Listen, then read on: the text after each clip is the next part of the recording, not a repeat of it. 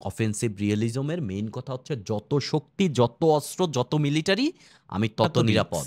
কিন্তু আপনি যখন দীর্ঘদিন যুদ্ধ করবেন না, তখন বিশ্বের যে অন্যান্য রাষ্ট্র আছে তারা চিন্তা করতে থাকবে, আরে ও তো যুদ্ধ করে না, ও আসলে শক্তিশালী হলেও যুদ্ধ করার মানসিকতা, যুদ্ধ করার এক্সপিরিয়েন্স ওর নাই। তখন অন্যান্য রাষ্ট্র আপনাকে ছোট করে দেখতে পারে। সেই জন্য ভবিষ্যতে কি হবে এইটা বোঝার জন্য তত্ত্বই একমাত্র ভরসা। নানান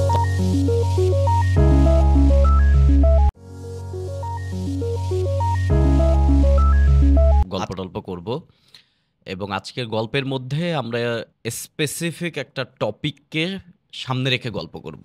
সেটা হচ্ছে স্নায়ুযুদ্ধ পরবর্তী সময়ে। স্নায়ুযুদ্ধ আপনারা জানেন যে যুক্তরাষ্ট্র এবং সোভিয়েত ইউনিয়নের মধ্যে একটা সিকিউরিটি প্রতিযোগিতা হয়েছিল একটা দীর্ঘদিনের দ্বিতীয় বিশ্বযুদ্ধের পর থেকে মোটামুটি 1989 বা 1991 পর্যন্ত। তো এই টাইমে বড় কোনো যুদ্ধ হয় নাই, বাট এই স্নায়ুযুদ্ধের পরে হচ্ছে সোভিয়েত ইউনিয়নের পতন হয় এবং সোভিয়েত ইউনিয়ন ভেঙে 15টা রাষ্ট্র হয়ে যায়। তার মধ্যে একটা রাষ্ট্র হচ্ছে বর্তমান রাশিয়া, বা রাশিয়াকেই অ্যাকচুয়ালি সোভিয়েত ইউনিয়নের যে ওই টাইমে পাওয়ার ছিল ম্যাক্সিমাম পাওয়ার দ্বারাই তাকে স্থলাভিষিক্ত করা হয়। এই জন্য আমরা তদানীন্তন সোভিয়েত ইউনিয়ন বলতে বর্তমান রাশিয়াকেই আমরা আসলে বুঝি। এরপর থেকে কিন্তু যুক্তরাষ্ট্রের সামনে বড় কোনো থ্রেট অ্যাকচুয়ালি ছিল না। মানে যেভাবে সে সোভিয়েত ইউনিয়নের সাথে ডিল করছে, এইভাবে কিন্তু অন্য কোনো রাষ্ট্রের সাথে তার ডিল করতে হয় নাই। এই ধরেন 1991 থেকে শুরু করে বর্তমান প্রায় 30-35 বছরের মতো টাইম। তো এই 30-35 বছরে আমরা বলতে পারি যে যুক্তরাষ্ট্র হচ্ছে ওয়ার্ল্ডের একমাত্র পরাশক্তি বা সুপার পাওয়ার। কিন্তু বর্তমান সময়ে এসে দেখা যাচ্ছে যে চীন, মূলত চীনের উত্থান হচ্ছে। সেই চীনের উত্থান যুক্তরাষ্ট্রের থ্রেট কিনা এটা নিয়ে আমরা গত ক্লাসে আমরা কিছুক্ষণ কথাবার্তা বলেছি। আজকে আমরা একবারে একাডেমিক দৃষ্টিকোণ থেকে এবং আমরা আন্তর্জাতিক সম্পর্কের তত্ত্ব দিয়ে আমরা এটা ব্যাখ্যা করব চীন কি থ্রেট কিনা। এক, এবং চীন যদি থ্রেট হয় তাহলে অদূর ভবিষ্যতে যদি চীনের উত্থান হয়, চীনের উত্থানটা কি শান্তিপূর্ণভাবে হবে নাকি কোনো সিকিউরিটি প্রতিযোগিতা বা যুদ্ধের মাধ্যমে হবে, বা বিশ্ব ব্যবস্থা একটা অশান্তির মাধ্যমে হবে? এই হচ্ছে আমাদের আলোচনার টপিক আজকে। এবং এর জন্য আমরা অনেক কিছু ঘটনা ব্যাখ্যা করা যেত। আমরা ২টা রিলেভেন্ট ঘটনা নিয়েছি। ১৯৯৫ সালের বসনিয়া যুদ্ধ নিয়ে আমরা কিছুক্ষণ কথাবার্তা বলব, সেটা ওইটার সাথে রিলেটেড আর কি। এরপরে আমরা কথাবার্তা বলব হচ্ছে ১৯৯১ সালের, যেটাকে আমরা গালফ ওয়ার বলি বা ইরাক যুদ্ধ। এইখানে কুয়েত ইনভলভ, এইখানে আমেরিকা ইনভলভ, এইখানে আরও কিছু পশ্চিম এশিয়ার কতগুলা শক্তি এইখানে ইনভলভ। তো এই ২টা দৃষ্টিকোণ থেকে আমরা ব্যাখ্যা করব যে যুক্তরাষ্ট্র তার যে হ্যাজিমনি বা তার যে সুপার পাওয়ার বা সবচেয়ে বড় ক্ষমতার যে তার ব্যাপার-স্যাপার আর কি, এইটা টিকিয়ে রাখার জন্য যুক্তরাষ্ট্র আসলে কি টাইপের কার্যক্রম আগে করেছে বা বর্তমান সময়ে করতেছে। আমরা এই এক লেন্স দিয়ে অনেক কিছু বুঝতে পারবো আরকি। তো এইজন্য আজকের লেকচারটা একটু ভালো মতন বুঝতে পারাটা খুবই জরুরি আরকি। আমাদের আজকের আলাপ আলোচনা হচ্ছে স্নায়ুযুদ্ধ পরবর্তী বিশ্ব ও চীনের উত্থান। এটা হচ্ছে আমাদের টপিকের নাম। স্নায়ুযুদ্ধ হচ্ছে একটা মনস্তাত্ত্বিক যুদ্ধ, মানে যেখানে কোনো ডাইরেক্ট যুদ্ধ হয় নাই, যে কোনো মুহূর্তে যুদ্ধ বেঁধে যাবে এইরকম একটা সময়, উত্তেজনা। ধরেন আপনারা কিছুদিন আগে বাংলাদেশে থেকেও আপনারা দেখেছেন যে আমাদের সীমান্তে আমাদের পার্শ্ববর্তী রাষ্ট্র ভারতের সাথে বেশ কিছু ঘটনা নিয়ে বেশ উত্তেজনা দেখা গেছে। আজ থেকে ধরেন ৬-৭ মাস আগে আপনারা খুবই পত্রপত্রিকায় এই জিনিস দেখেছেন। তখন একটা ভাব ক্রিয়েট হচ্ছিল যুদ্ধ বেঁধে যাবে কিনা মানুষের মনের মধ্যে। ঠিক এইরকম একটা সিচুয়েশন দীর্ঘদিন ধরে চলছে। সেই ধরেন ১৯৪৫-এ দ্বিতীয় বিশ্বযুদ্ধের পর থেকে শুরু করে প্রায় ১৯৯১ বা ১৯৮৯ পর্যন্ত, প্রায় ৪৫ বছর যাবৎ। এবং সোভিয়েত ইউনিয়ন এবং আমেরিকা বা যুক্তরাষ্ট্র তখন জানে যে কোনো মুহূর্তে ২ রাষ্ট্রের মধ্যে একটা ফুল স্কেল যুদ্ধ শুরু হবে। এই যে উত্তেজনাটা, এটার নামই হচ্ছে স্নায়ুযুদ্ধ। স্নায়ুযুদ্ধতে কি হয়েছে? স্নায়ুযুদ্ধতে ধরেন যেকোনো মুহূর্তে যুদ্ধ লেগে যেতে পারে। তার মানে আমার ক্ষমতা বাড়াতে হবে। যুক্তরাষ্ট্র চেয়েছে যে আমি আমার ক্ষমতা বাড়াই, সোভিয়েত ইউনিয়ন চেয়েছে আমি আমার ক্ষমতা বাড়াই। ক্ষমতা বাড়াতে গিয়ে যুক্তরাষ্ট্র ধরেন প্রচুর অস্ত্র-টস্ত্র বানাইছে। ঠিক একইভাবে সোভিয়েত ইউনিয়ন ওই অস্ত্রকে ডিফেন্স দেওয়ার জন্য অস্ত্র-টস্ত্র বানাইছে। আমেরিকা পারমাণবিক বোম বানায় ব্যবহার করে ফেলছে জাপানের উপর। সোভিয়েত ইউনিয়নও পারমাণবিক বোম বানিয়ে ফেলেছে। এবারে আমেরিকা ১০টা বানাইলে সোভিয়েত ইউনিয়ন ১৫টা বানায়। আবার দেখে যে আমেরিকা তো দেখে তাহলে রিস্ক, ওরা আবার ২০টা বানায়। তখন সোভিয়েত ইউনিয়ন আবার ৩০টা বানায়। এইভাবে ধরেন প্রতিযোগিতা চলতেছে। ধরেন একটা দেশ হচ্ছে ইংল্যান্ড, সে আমেরিকার বন্ধু হয়ে গেল। তখন সোভিয়েত ইউনিয়ন বলছে যে আচ্ছা ও তো আমেরিকার বন্ধু হয়ে গেল, তাহলে আমার এখন একটা বন্ধু লাগবে, তাহলে পোল্যান্ডকে আমার বন্ধু বানাও। মানে সৈন্য বাড়ানো আর কি, যে আপনারা দুজন দুজন যুদ্ধ করতেছেন, ও ২টা লোক ভাড়া করছে, আমিও ২টা লোক ভাড়া করব। এরকম প্রতিযোগিতা চলতেছে। রাশিয়া বা সোভিয়েত ইউনিয়ন চাঁদে চলে যাওয়ার চেষ্টা করতেছে, তারা মহাকাশে অভিযান চালাচ্ছে। এইটা দেখে আমেরিকা চিন্তা করতেছে মহাকাশেও তো তাইলে পাওয়ার, তো আমাকেও মহাকাশে যেতে হবে, আমাকেও চাঁদে যেতে হবে। তারা অ্যাপোলো 11 চালায়া দিছে। সো সব কিছুই চলতেছে ক্ষমতার দ্বন্দ্ব নিয়ে। এই জিনিসটাই হচ্ছে সোভিয়েত ইউনিয়ন, মানে স্নায়ুযুদ্ধ। ১৯৮৯ সালে অ্যাকচুয়ালি মূলত অফিসিয়ালি স্নায়ুযুদ্ধ শেষ হয়ে যায় এবং এইখানে আমেরিকা জয়লাভ করে। তার মানে বিশ্ব এই জিনিসটা বুঝে যে যে দুইজনের মধ্যে শক্তির দ্বন্দ্ব চলতেছিল, একটা হচ্ছে যুক্তরাষ্ট্র এবং সোভিয়েত ইউনিয়ন, এর মধ্যে যুক্তরাষ্ট্রই শক্তিশালী এবং যুক্তরাষ্ট্র এখানে মনস্তাত্ত্বিক জয় লাভ করে যুদ্ধ ছাড়াই। এবং এর ২ বছর পরে গিয়ে সোভিয়েত ইউনিয়নের পতন হয়ে যায়। মানে সোভিয়েত ইউনিয়নের যে সমাজতান্ত্রিক চিন্তাভাবনা, এই চিন্তাভাবনা ভেঙে চুরমার হয়ে যায়। সোভিয়েত ইউনিয়ন যে টোটাল অঞ্চলটা নিয়ে সোভিয়েত ইউনিয়ন ছিল, এটা ভেঙে যায়। এখান থেকে ১৫টা রাষ্ট্রের জন্ম হয়, তার মধ্যে একটা রাষ্ট্র হচ্ছে রাশিয়া। তখন মানুষ মনে করত যে ১৯৯১ পর থেকে যে বিশ্বে এখন একটাই পরাশক্তি, সেই পরাশক্তি হচ্ছে যুক্তরাষ্ট্র।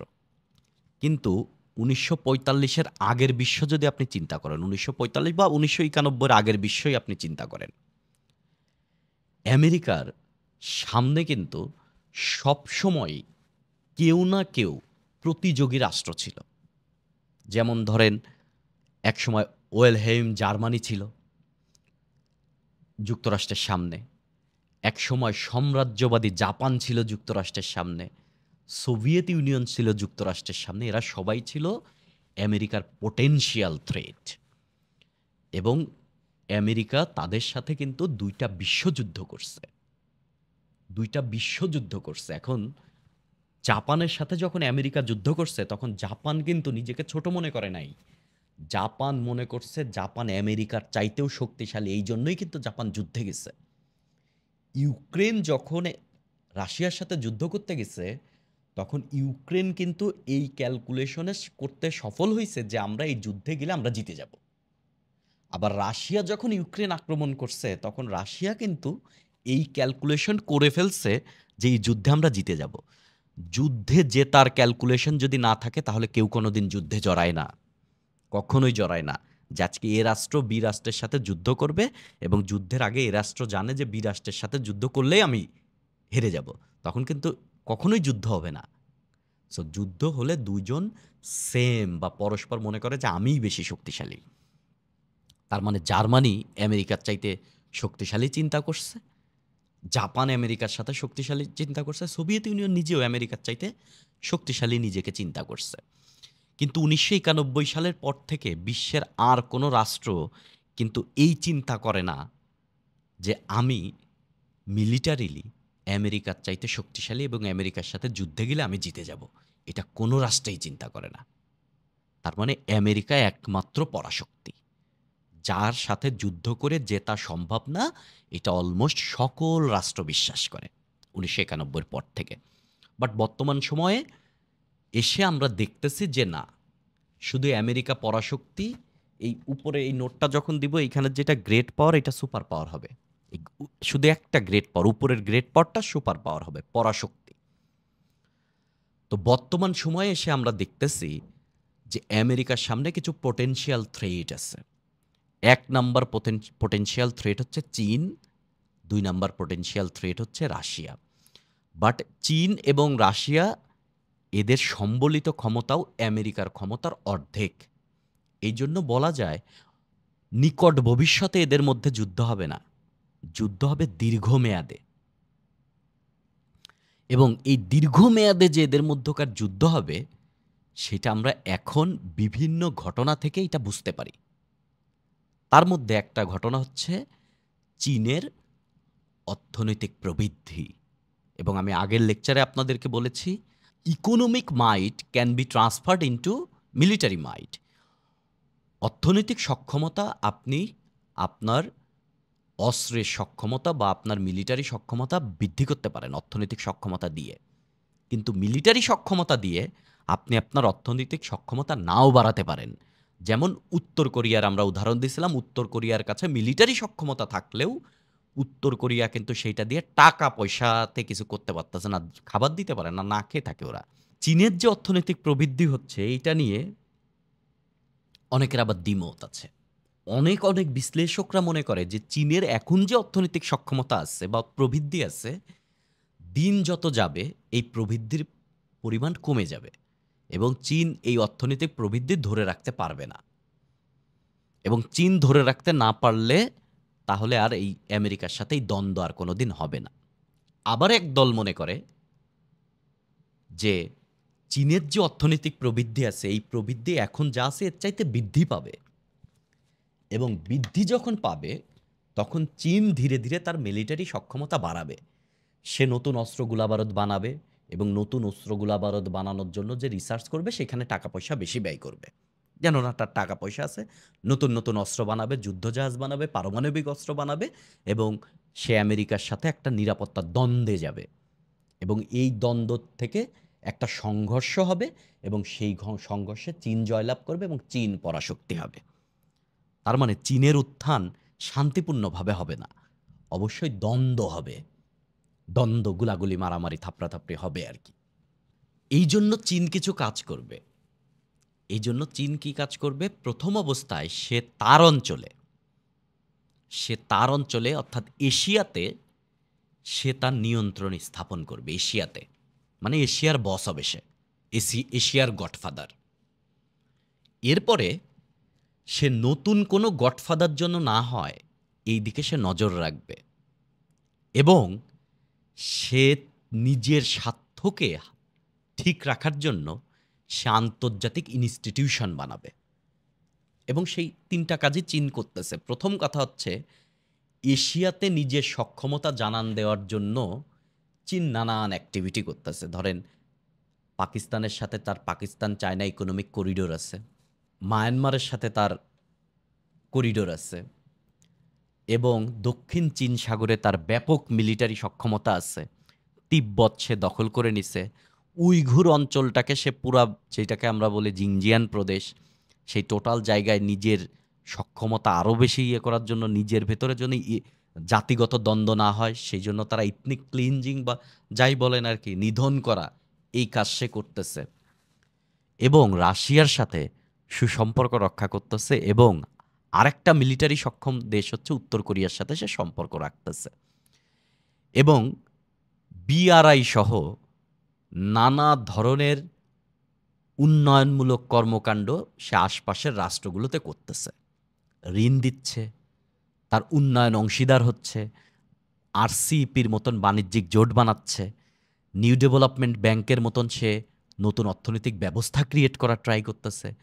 ব্রিক্সের মাধ্যমে আন্তর্জাতিক বড় বড় রাষ্ট্রের সাথে, বড় বড় মানে মানুষের জনসংখ্যায় বড়, যেমন ব্রাজিল, ইন্ডিয়া, আপনার সাউথ আফ্রিকা, ইন্দোনেশিয়ার মতন দেশগুলোর সাথে সে কিন্তু একটা ইন্টার গভর্নমেন্টাল ফোরাম ক্রিয়েট করতেছে এবং একটা সময় ব্রিক্স কারেন্সি তৈরি হতে পারে, এই জাতীয় কথাবার্তা হচ্ছে।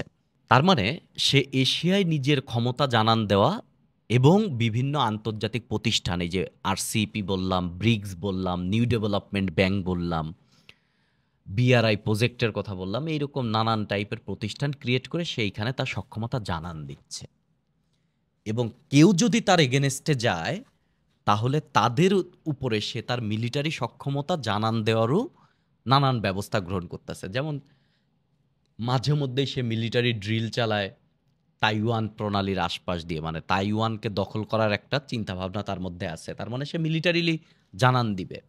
দক্ষিণ চীন সাগরে সে মহড়া চালায়, দক্ষিণ চীন সাগরে ধরেন ফিলিপাইন, ইন্দোনেশিয়া, নানান দেশের সাথে তার বিভিন্ন সময়ের উত্তেজনা দেখা দেয় এবং সেইখানে সে মিলিটারিলি অবস্থান করতেছে, তার নৌবাহিনীর সক্ষমতা বৃদ্ধি পাচ্ছে, এবং নতুন নৌবহর সে নতুন নতুন নৌবহর নামাচ্ছে। তার মানে সে এই ট্র্যাকের মধ্যে আছে। সো একটা রিজিয়নের একটা অঞ্চলে সুপার পাওয়ার হওয়ার জন্য, মানে একটা অঞ্চলের সবচেয়ে বড় শক্তি হওয়ার জন্য যা করা দরকার তা করতেছে। যুক্তরাষ্ট্র যেমন পশ্চিম গোলার্ধে, আমরা যদি বিশ্ব মানচিত্রের পশ্চিমে তাকাই, ধরেন ইউরোপ থেকে শুরু করে আটলান্টিক পার হয়ে গিয়ে পুরা উত্তর আমেরিকা, দক্ষিণ আমেরিকা মহাদেশ সহ যতগুলা দেশ আছে, এই সমস্ত দেশের দিকে আপনি তাকান। ইউরোপ থেকে শুরু করে পুরো আটলান্টিক পার হয়ে সমস্ত ইয়ের দিকে আপনি তাকাবেন বিশ্ব মানচিত্রে, তাহলে আপনি ওইখানে স্পষ্টভাবে দেখতে পারবেন যত রাষ্ট্র আছে তার মধ্যে এমন একটা রাষ্ট্র নেই যার সক্ষমতা আছে আমেরিকাকে অ্যাটাক করা। একটা রাষ্ট্রও নাই যার এই সক্ষমতা আছে। আপনি বর্তমান এশিয়ার ম্যাপ যদি দেখেন, তাহলে চায়নার সাথে দ্বন্দ্ব হওয়ার মতন বেশ কয়েকটা রাষ্ট্র আপনি পাবেন। এক নম্বরে পাবেন আপনি ইন্ডিয়া। কিছুদিন পর মিলিটারিলি আরও সক্ষমতা আসলে আপনি জাপানকে পাবেন, এবং জাপান বা দক্ষিণ কোরিয়ার কোলাবোরেশনকে আপনি পাবেন। এই তার মানে চায়নার আশপাশে কিন্তু এশিয়া মহাদেশেই চায়নার থ্রেট আছে। চায়নার আশপাশেই চায়নার থ্রেট আছে। মানে চায়না এশিয়া মহাদেশের ম্যাপে তাকাবো এবং চায়নাকে দেখে বলবো চায়নার উপরে কেউ নাই। এই ঘটনা ঘটতে আরও ৫০ বছর বা তার বেশি টাইম লেগে যাবে। কিন্তু সেই টাইমটা কিন্তু চায়নার উত্থান শান্তিপূর্ণভাবে হবে না, উত্তেজনার মাধ্যমে হবে। এই যে আপনারা বলেন না বিশ্বে এত অশান্তি, এত মারামারি, এই বিশ্বে এত অশান্তি, এত মারামারি, এটা থেকে যাবে আরও দীর্ঘদিন থেকে যাবে।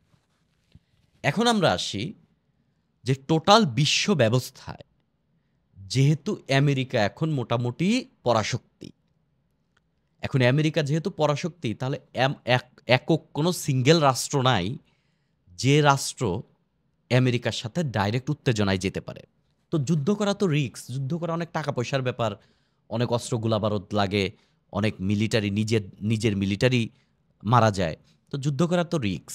কিন্তু আপনি যখন দীর্ঘদিন যুদ্ধ করবেন না, তখন বিশ্বের যে অন্যান্য রাষ্ট্র আছে তারা চিন্তা করতে থাকবে, আরে ও তো যুদ্ধ করে না, ও আসলে শক্তিশালী হলেও যুদ্ধ করার মানসিকতা, যুদ্ধ করার এক্সপিরিয়েন্স ওর নাই।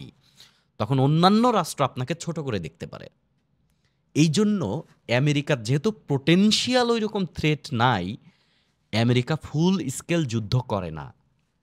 সোভিয়েত, আপনি স্নায়ুযুদ্ধের পর থেকে যত যুদ্ধ দেখবেন, সব যুদ্ধতে দেখবেন আমেরিকা পরোক্ষভাবে যুদ্ধে অংশগ্রহণ করছে।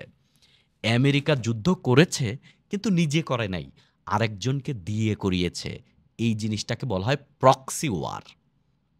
আপনি যখন ক্লাসে আপনার বন্ধু আসে না, তখন আপনার বন্ধুকে হয়ে আপনি একটা প্রক্সি মেরে দেন। ঠিক এইরকম আমেরিকা যখন আসে না, তখন আমেরিকার একটা বন্ধু আমেরিকার হয়ে যুদ্ধ করে দেয়। এইগুলোই হচ্ছে প্রক্সি ওয়ার। কয়েকটা প্রক্সি ওয়ারের আমরা ডাইরেক্ট নাম নিতে পারি। কিছু কিছু জায়গায় আমেরিকা ডাইরেক্ট আসছে, আবার আমেরিকা তার দলবল নিয়ে আসছে। যেমন এক নাম্বার হচ্ছে ১৯৯১ সালের ইরাক যুদ্ধ, এটা নিয়ে আমরা কথা বলবো আজকে। বসনিয়া যুদ্ধ ১৯৯৫, ১৯৯৯ সালের কসোভো যুদ্ধ, ২০০১ থেকে ২০১৮-১৯ পর্যন্ত ইরাকে যুদ্ধ, আফগানিস্তানে যুদ্ধ, ২০০৩ থেকে ১১ পর্যন্ত ইরাকে যুদ্ধ, আবার লিবিয়াতে যুদ্ধ, এবং আরও অনেক যুদ্ধ আছে, এর মধ্যে আরব ইসরায়েল যুদ্ধ আছে। এরকম নানান ঘটনা আছে, সেগুলো আমরা স্নায়ুযুদ্ধের আগের এগুলো বাদ দিচ্ছি আমরা। এবং আপনি ২০০১-এর ১১ই সেপ্টেম্বর যে হামলাটা হয়েছিল, 9/11 আমরা যেটাকে বলি, সেই 9/11-এর যে হামলাটা, সেই হামলার পর টুইন টাওয়ার ধ্বংস করছে যেটা, সেই গ্লোবাল ওয়ার অন টেরর নামে সে কিন্তু বিভিন্ন জায়গায় বিভিন্ন আল কায়দা, আইএসআইএস দমনের কিন্তু সে ইরাক আক্রমণ সহ নানান জায়গায় সে আক্রমণ চালাইছে আর কি। এর ম্যাক্সিমাম যুদ্ধেই কিন্তু একক আমেরিকা যুদ্ধ করে নাই, সে তার দলবল নিয়ে যুদ্ধ করছে, বা সে যুদ্ধ আরেকজনকে দিয়ে করিয়ে নিয়েছে।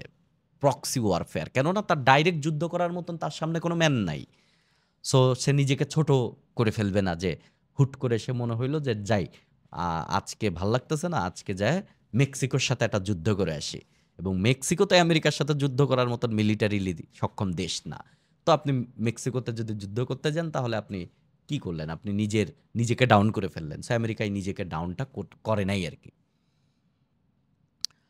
তো আমরা অতীতের এই সমস্ত যুদ্ধ দিয়ে আমরা বিশ্লেষণ করার ট্রাই করব যে আমেরিকা কিভাবে ধরেন নিজের যে বিষয়াশয়গুলো, নিজের ভাবমূর্তিগুলো এবং বিশ্বে যে সে পরাশক্তি এই জিনিসটা সে ধরে রাখছে এবং ভবিষ্যতে যে চীনের উত্থান এইটা ব্যাখ্যা করতে গিয়ে আমরা নানান তত্ত্বকে ডাক দিব। কেননা তত্ত্ব ছাড়া কোনো উপায় নাই। আপনারা থমাস হবসের নাম শুনে থাকবেন এবং থমাস হবসের আপনারা বিভিন্ন জায়গায় নৈতিকতা সুশাসনেও থমাস হবস আসবে, আন্তর্জাতিক পড়তে গেলেও থমাস হবসের নাম আসবে এবং থমাস হবসের একটা বিখ্যাত বই আছে হচ্ছে লেভেইথান।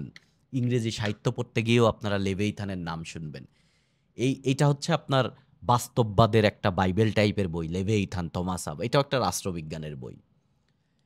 এইখানে তিনি স্পষ্টভাবে থমাস হাব বলেছেন যে বর্তমান কেবল প্রকৃতিতে বিদ্যমান থাকে। আমরা যে আশপাশে দেখতেছি যে আমাদের রুমে যা যা আছে, বাইরে বাতাস হচ্ছে, এগুলো হচ্ছে বর্তমান, প্রকৃতিতে বিদ্যমান থাকে। অতীত থাকে আমাদের স্মৃতিতে। অতীত সামনের উপর থাকে না, অতীত আমাদের স্মৃতিতে থাকে। আর ভবিষ্যৎ হচ্ছে এখনো অস্তিত্বই লাভ করে নাই। ভবিষ্যতে কি হবে কেউ জানে না। সেই জন্য ভবিষ্যতে কি হবে এইটা বোঝার জন্য তত্ত্বই একমাত্র ভরসা। নানান তত্ত্ব দিয়ে আপনি ওইটা ফোরকাস্ট করবেন, মিললে মিলবে, না মিললে নাই। তো চীনের উত্থানকে আমরা ব্যাখ্যা করতে পারি হচ্ছে অফেন্সিভ রিয়েলিজম দিয়ে। বাস্তববাদ আপনি বুঝেন যে বাস্তববাদ হচ্ছে আমার একটা মারলে তোমাকেও একটা মারব, এবং বাস্তববাদ হচ্ছে তোমাকে আমি 2টা টাকা দিব, তোমাকে শুধু 2টা টাকা দিয়ে দেওয়ার জন্য না, এই 2টা টাকা থেকে আমি তোমার কাছ থেকে একটা স্বার্থ চাই। যেমন আমি যদি ভিক্ষুককে 10টা টাকা দিই, বিনিময়ে আমার স্বার্থ চাই। স্বার্থটা হচ্ছে আমি কিছু সোয়াব পাবো, এর জন্য আমি পরকালে জান্নাতে চলে যাব বা স্বর্গে চলে যাব। তো বাস্তববাদী হচ্ছে ধরেন প্রত্যেকটা জিনিস হচ্ছে ব্যবসা, ডিলিংস। এইখানে কি স্বার্থ ছাড়া কেউ কোনো কাজ করে না এবং প্রত্যেকেই যে যুদ্ধ যায় এর লেজিটিমেট কারণ আছে, এর জন্যই সে যুদ্ধ যায়।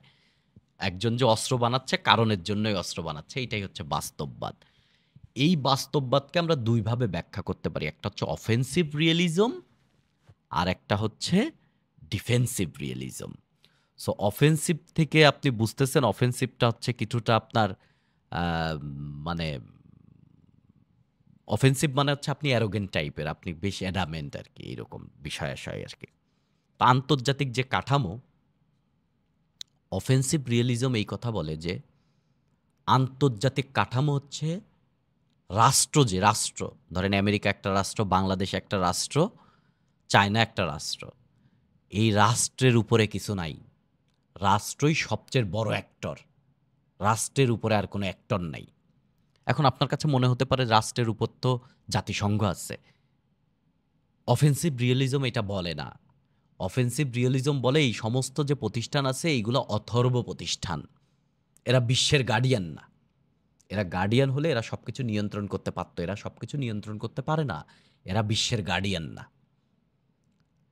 বাট এরা বড় পাওয়ারদের স্বার্থ সার্ভ করে। এটা নিয়ে আমরা এর আগেও কথাবার্তা বলেছি, কিভাবে জাতিসংঘ বা অন্যান্য বড় বড় প্রতিষ্ঠান বড় পাওয়ারদের স্বার্থ সার্ভ করে। এবং অফেন্সিভ রিয়েলিজম বলে বিশ্ব ব্যবস্থায় কোনো হেল্পলাইন নাম্বার নাই। ধরেন আমাদের এখন যদি একটা অঘটন ঘটায়, আমরা ট্রিপল লাইনে ফোন দিই, ট্রিপল লাইনে ফোন দিয়ে আমরা পুলিশকে ডাকি যে আমাদেরকে হেল্প করেন, এখানে আমার উপর অত্যাচার হচ্ছে। তো বিশ্ব ব্যবস্থায় যদি আজকে একটা দেশ ধরেন সার্বিয়ার উপর ধরেন পোল্যান্ড এসে আক্রমণ করছে হুট করে, তো সার্বিয়া কিন্তু এখন চাইলেই ট্রিপল লাইনে ফোন দিয়ে বলতে পারে না যে ভাই আমারে বাঁচান, আমার উপরে পোল্যান্ড হামলা করছে, সাথে সাথে পুলিশ এসে সার্বিয়াকে বাঁচাইল। এই সিস্টেম বিশ্ব ব্যবস্থায় নাই। সো বিশ্ব ব্যবস্থায় যখন এই সিস্টেম নাই, ধরেন আজকে আপনি চলাফেরা করেন, আপনি জানেন যে এই বাংলাদেশে কোনো পুলিশ নাই, আপনি রাস্তায় চলাফেরা করেন, বাংলাদেশে কোনো আইন শৃঙ্খলা নাই, আপনার কাছে একটা ফোন আছে। সো রাস্তায় আপনি যখন চলেন, এই দেশে কোনো আইন শৃঙ্খলা নাই, কোনো বাহিনী নাই, কোনো কিছু নাই, কোনো সরকার ব্যবস্থা নাই, কিছু নাই। আপনি যে চলেন আপনার ফোনটা নিয়ে, রাস্তায় যে কেউ আপনার ফোনটা টান দিয়ে নিয়ে যেতে পারে। তখন কিন্তু আপনি ফোন শুধু রাখবেন না, আপনার এক পকেটে ফোন রাখবেন, আর এক পকেটে আপনি একটা চাকু রাখবেন, যে এইরকম যদি কেউ আসে চাকু দিয়ে আমি নিজেকে সেভ করব। আপনি সাথে একটা অস্ত্র রাখবেন। বিশ্ব ব্যবস্থায় যেমন এইরকম আইন শৃঙ্খলা কোনো বাহিনী নাই, বিশ্ব মানচিত্রের উপর কোনো 999 নাম্বার নাই, সেহেতু প্রত্যেকটা রাষ্ট্রই তার পকেটে চাকু রাখে। তার পকেটে চাকু রাখে মানে তার মিলিটারি রাখে, অস্ত্র রাখে, গোলাবারুদ রাখে। কেননা অমুক রাষ্ট্র জানে যে যে কোনো মুহূর্তে আর একটা রাষ্ট্র তার উপর হামলা করে দিতে পারে। তার মানে আমরা কেউই বা একটা রাষ্ট্র কখনোই অন্য রাষ্ট্রকে পুরোপুরি বন্ধু ভাবতে পারে না। সো এইটাই হচ্ছে অফেন্সিভ রিয়েলিজম। এবং এই জন্য প্রত্যেকটা রাষ্ট্র তার মিলিটারি সক্ষমতা বাড়াতে চায়, এবং শুধু বাড়াতেই চায় না, সে তার আধিপত্যও বিস্তার করতে চায়। ধরেন আধিপত্য বিস্তার করতে চায় কেমন, যে আপনি যখন আপনি আপনার কাছে একটা চাকু রাখলেন, চাকু রেখে আপনি ভাবলেন যে আচ্ছা আমি নিরাপদ আছি। এরপরে সে ভাবে যে চাকুর সাথে যদি আমার কাছে একটা বন্দুক থাকতো, এরপরে সে একটা বন্দুক কিনে, বন্দুক কেনার পরে সে ভাবে যে ওরা যদি একা না এসে 2-4 জন একসাথে আসে তখন তো আমি একা পেরে উঠবো না, তাহলে আমি 3-4টা বডিগার্ড রাখি। সে আরও অস্ত্র দিয়ে 3-4টা বডিগার্ড রাখবে। ধীরে ধীরে সে সেটার নিরাপত্তা বাড়াতেই থাকবে। যত তার অর্থনৈতিক এবং তার টাকা পয়সা বা নানান সক্ষমতা হবে, তত সে তার মিলিটারি সক্ষমতা বাড়াবে। সো প্রত্যেকটা রাষ্ট্র তাই করতেছে। ধরেন আজকে যদি ইন্ডিয়া 10টা সাবমেরিন কিনে, এর মানে এই না ইন্ডিয়া সেফ হয়ে গেল। ইন্ডিয়া কিন্তু পরের বছরে সে আরও 15টা সাবমেরিন কেনার উদ্যোগ নেবে।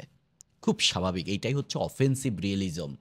তার মানে আমাকে নিরাপদ রাখার জন্য আমি আমার সিকিউরিটি বাড়াবো, এবং এই সিকিউরিটি বাড়াতে বাড়াতে আমি শেষ দিন পর্যন্ত কোথায় গিয়ে থামবো আমি জানি না। আমি শেষ দিন পর্যন্ত আমার সক্ষমতা বাড়াবো, এবং সক্ষমতা বাড়াতে বাড়াতে আমি আধিপত্য বিস্তার করব। এবং আমি চেষ্টা করব আর কোনো রাষ্ট্র, আমার আশপাশের কেউ যেন সক্ষম না হতে পারে। অন্য কেউ যদি মিলিটারিলি বড় হয়, আমি তাকে যা থাপ্পড় দিয়ে বসায় দিব। সো আমি প্রয়োজনে যুদ্ধে যাব। এটাই হচ্ছে অফেন্সিভ রিয়েলিজম। এই অফেন্সিভ রিয়েলিজমটা 5টা অ্যাজাম্পশনের উপর দাঁড়ায় আছে। এই 5টা অ্যাজাম্পশন নিয়ে কথা বলাটা খুবই জরুরি। 5টা অ্যাজাম্পশন বিশ্ব ব্যবস্থা, এবং এই অ্যাজাম্পশনগুলো আপনার কাছে অ্যাজাম্পশন মনে হবে না। আপনার কাছে মনে হবে যে এটাই তো ঠিক, এটাই তো বাস্তব। তার একটাই হচ্ছে বিশ্ব ব্যবস্থা একটা এনার্কি, অরাজকতা। এইখানে কোনো কেন্দ্রীয় অথরিটি নাই। এইখানে রাষ্ট্রই হচ্ছে মেইন অভিনেতা, রাষ্ট্রের উপরে আর কিছু নাই। তার মানে আপনার রাষ্ট্র আপনি চাইলেই 999-এ ফোন দিতে পারবেন না। এবং আরেকটা অ্যাজাম্পশন হচ্ছে প্রত্যেকটা রাষ্ট্রেরই মিলিটারি সক্ষমতা আছে।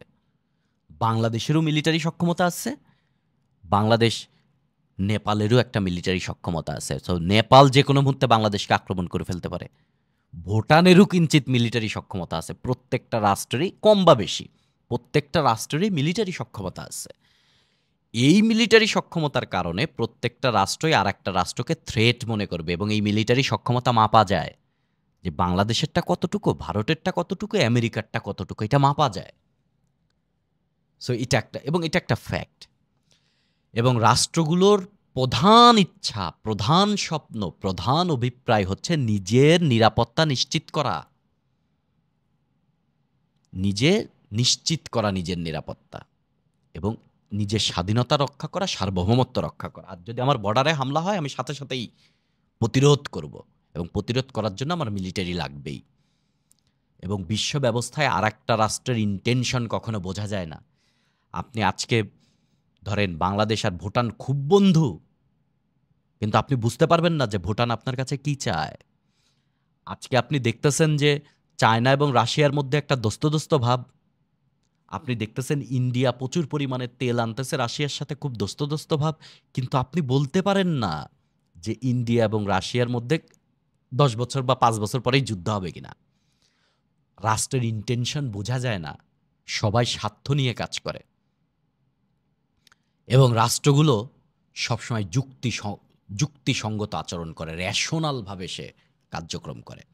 ধরেন ইউক্রেন যে যুদ্ধ করতেছে, ইউক্রেনের একটা ক্যালকুলেশন আছে যে আমি যুদ্ধে জিতবো, দ্যাটস ওয়াই সে যুদ্ধ করতেছে। এই কয়টা জিনিস যদি আপনি মেনে নেন, তাহলে আপনি এটাও মেনে নিতে হবে আপনার, যে রাষ্ট্রগুলো সব সময় নিজের সক্ষমতা বাড়াতে চায়, অপর রাষ্ট্রকে ভয় দেখাতে চায়, এবং সে মনে করে সে যত বেশি শক্তিশালী সে তত বেশি নিরাপদ।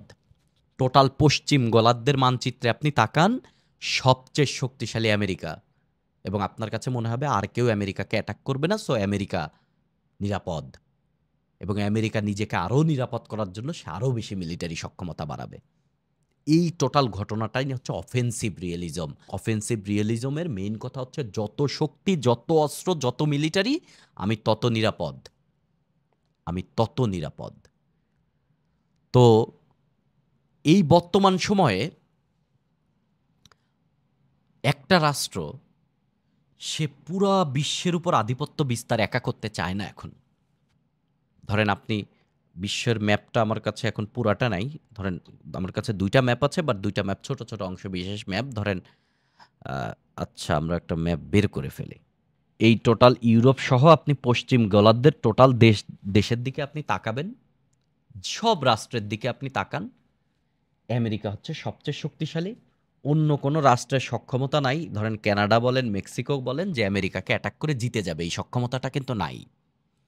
যেহেতু এই সক্ষমতা নাই, তার মানে আমেরিকা তার অঞ্চলে রিজিওনাল হ্যাজিমন, এইটা শব্দটাকে বলে রিজিওনাল হ্যাজিমন। সে আমেরিকা হচ্ছে রিজিওনাল হ্যাজিমন, কিন্তু আমেরিকা সারা পৃথিবীতে একাই একাই আধিপত্য বিস্তার করতে চায়? উত্তর হচ্ছে না, একা চায় না। সে তার বন্ধুদের মাধ্যমে চায়। যেমন ধরেন আমেরিকা যদি আজকে এই টোটাল এশিয়া মহাদেশে আধিপত্য বিস্তার করতে চায়, তাহলে তার সমুদ্র পাড়ি দিতে হবে, দীর্ঘ রাস্তা পাড়ি দিয়ে আসতে হবে। এই অঞ্চলে এক এক রাষ্ট্র এক এক ধরনের জাতীয়তাবাদ দেখায়। ধরেন বাংলাদেশের জাতিগত মতাদর্শ যেমন, চায়নার জাতিগত মতাদর্শ ভিন্ন রকম, ইউরোপের একটা রাষ্ট্রের জাতিগত মতাদর্শ ভিন্ন রকম। সো আমাদের মধ্যে যে বাঙালি জাতীয়তাবাদ আছে, যে আমরা মনে করি যে আমরা বাঙালি এবং আমরাই বিশ্বের সর্বশ্রেষ্ঠ জাতি, ঠিক একইভাবে চাইনিজরা মনে করে যে আমরাই বিশ্বের সর্বশ্রেষ্ঠ জাতি, জাপানিজরা মনে করে আমরাই বিশ্বের সর্বশ্রেষ্ঠ জাতি। নিজেদের ভেতরে যে শ্রেষ্ঠত্ব ভাবার যে চিন্তা, এটাই হচ্ছে জাতীয়তাবাদ। এই যে এত দূরত্ব, এত জাতীয়তাবাদের বেড়াজাল ভেঙে আসলে সারা বিশ্বে নিয়ন্ত্রণ করা পসিবল না। এই জন্য চায় যে আমেরিকা, যে আমার এই জায়গায় একটা বন্ধু থাক। ধরেন এই জায়গা আমেরিকার বন্ধু হচ্ছে ইসরায়েল, এবং ইসরায়েলের মাধ্যমে সে টোটাল পশ্চিম এশিয়ায় তার নিয়ন্ত্রণ স্থাপন করবে। সো এইভাবে করে সারা পৃথিবীতে নিয়ন্ত্রণ করতে চায়। এই জন্য কেউ আর এখন পুরা হোল হ্যাজিমন হতে চায় না, সে হতে চায় রিজিওনাল। তার এলাকায় তার কোনো শত্রু থাকবে না, সে একাই সর্বসর্বা, বাট সারা বিশ্বে তার নিয়ন্ত্রণের জন্য তার ম্যান থাকবে। এই হচ্ছে মূলত বিশ্ব ব্যবস্থার বর্তমান সময়কার মেইন থিঙ্কিং আর কি। অফেন্সিভ রিয়েলিজম এইটাই বলে। তাহলে অফেন্সিভ রিয়েলিজম হচ্ছে যত অস্ত্র, যত সক্ষমতা, আমি তত নিরাপদ। কিন্তু ডিফেন্সিভ রিয়েলিজম এই কথা বলে অতিরিক্ত শক্তি বিপজ্জনক হতে পারে। যে আমি যদি আজকে অতিরিক্ত শক্তি চিন্তা করি, ধরেন আমার এশিয়া মহাদেশে চায়না অতিরিক্ত মিলিটারিলি শক্তিশালী হয়ে যাচ্ছে। ধরেন আজকে 10টা পারমাণবিক বোম বানায়, কালকে 10টা সাবমেরিন বানায়, পরশু 200 ড্রোন বানায়, তারপরের দিন ধরেন ব্যালিস্টিক মিসাইল বানায়, নানান ধরনের অস্ত্র গোলাবারুদ রোজ বানাচ্ছে, মিলিটারিলি সক্ষম হয়ে যাচ্ছে। তখন ইন্ডিয়া চায়নার দিকে কুদৃষ্টি দিবে যে চায়না তো এখন আমাকে খেয়ে ফেলবে। দক্ষিণ কোরিয়া কুদৃষ্টি দিবে, ফিলিপাইন কুদৃষ্টি দিবে, ইন্দোনেশিয়া কুদৃষ্টি দিবে, এবং জাপান কুদৃষ্টি দিবে। এই রাষ্ট্রগুলা তখন একটা জায়গায় মিলিত হবে যে চায়না তো বড় হয়ে যাচ্ছে, ভাই সকল আপনারা আসেন তো, আপনাদের সাথে মিটিং আছে। এইবার তারা একটা সম্মেলন করবে, তারা তাদের মধ্যে নিরাপত্তা চুক্তি করবে, চুক্তি করে ন্যাটোর মতন একটা সংগঠন গঠন করে তারা দলগতভাবে জয়েন্ট ভেঞ্চারে তারা একত্রে চায়নার উপর চড়াও হতে পারে। এতে চায়না ভেঙে চুরমার হয়ে যেতে পারে। তার মানে আমার এখন অতিরিক্ত মিলিটারি সক্ষমতা আমার জন্য নিরাপদ না, বরং আমাকে আরও বেশি অনিরাপদ করে দিতে পারে। এইটা বলা হয় হচ্ছে defensive realism. So defensive realism বলে নিরাপত্তা আমার দরকার, বা আমার অস্ত্র গোলাবারুদ শক্তি আমার দরকার, ততটুকুই দরকার যতটুকু থাকলে আমি নিরাপদ থাকি এবং অন্য কেউ আমার শত্রু মনে না করে, হুমকি মনে না করে। তার মানে অফেন্সিভ রিয়েলিজমের মেইন কথা হচ্ছে যত বেশি শক্তি তত বেশি নিরাপত্তা, আর ডিফেন্সিভ হচ্ছে অতিরিক্ত শক্তি বিপজ্জনক হতে পারে। এই হচ্ছে অফেন্সিভ এবং ডিফেন্সিভ রিয়েলিজমের মেইন কথা। আমরা তাহলে বর্তমান সময়ের যে অফেন্সিভ রিয়েলিজম, সারা বিশ্বে সক্ষমতা দেখাতে হলে বিশ্বে আপনার ম্যান থাকতে হবে যারা আপনার পারপাস সার্ভ করবে, আপনার সাবঅর্ডিনেট। আমেরিকা বিশ্বে তার সাবঅর্ডিনেট কিভাবে স্থাপন করছে, আমেরিকা কিভাবে স্থাপন করছে, এইটার সাথে রিলেটেড আমরা দুইটা ঘটনা ব্যাখ্যা করব। যদিও এই নোটটা আসলে একটু উলটপালট হয়ে গেছে, তড়িঘড়ি করে করা, তো ধরেন বসনিয়া যুদ্ধটা পরে হবে, যেহেতু 91 সালের ইরাক যুদ্ধটা একটু আগে হওয়া দরকার।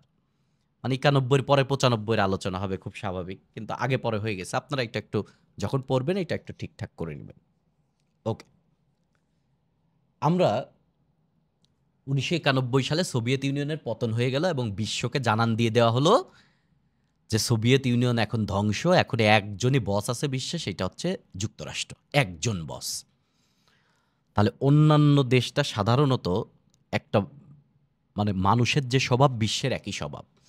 ধরেন আপনার এলাকায় যদি একজন লোক পাওয়ারফুল হয়, ধরেন সে একটা চেয়ারম্যান হয়ে গেল বা একটা নির্বাচনে জিতে গেল, তখন আশপাশের কিছু মানুষ দেখবেন ওই লোক যেহেতু পাওয়ারফুল হয়েছে তাহলে উনার সাথে সাথ দিয়ে চলতে হবে, তাহলে আমার কেউ ডিস্টার্ব দিবে না।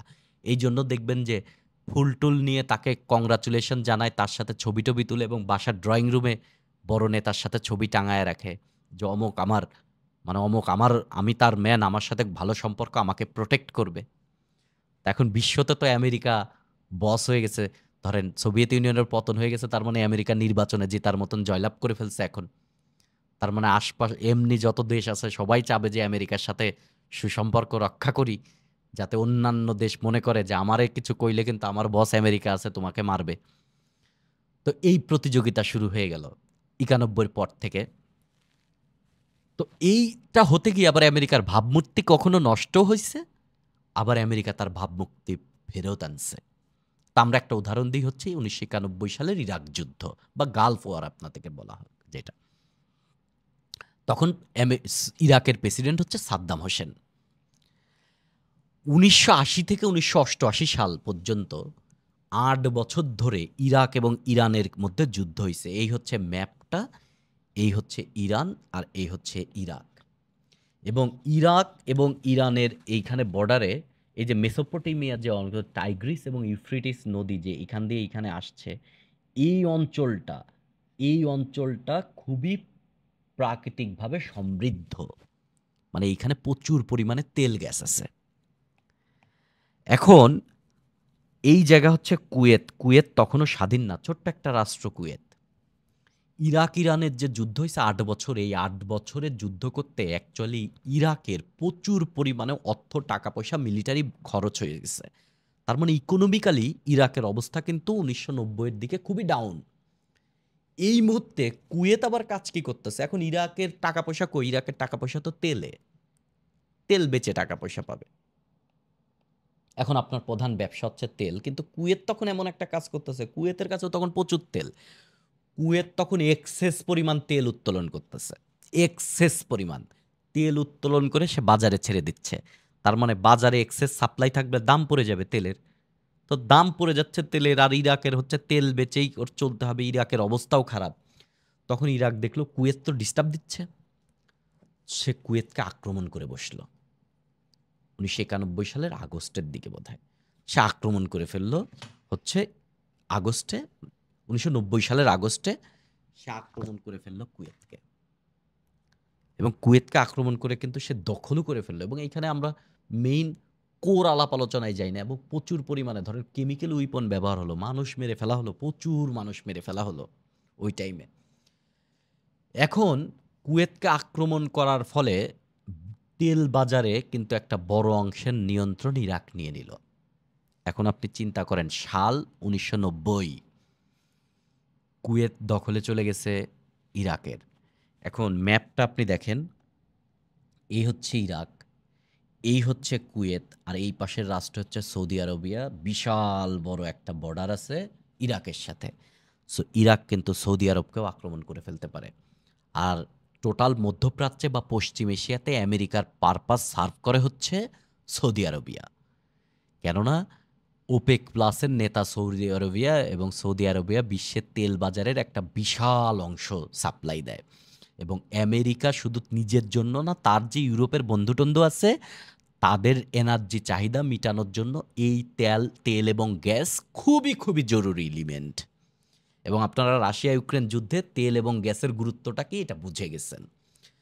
তো ইরাক যেহেতু এর পরেই, কুয়েতের পরেই সৌদি আরবকে আক্রমণ করতে পারে, আর এইটা করলে ইরাক এতই বেশি পাওয়ারফুল হয়ে যাবে যে বিশ্বের তেল বাজার পুরা সাদ্দাম হোসেনের হাতে চলে যাবে। এইটা আমেরিকার জন্য বিশাল বড় থ্রেট, বিশাল বড় থ্রেট। সে আমেরিকা এটা হতে দিবে না। তো সে ইরাক আক্রমণ করল, এবং এই ইরাক আক্রমণ করে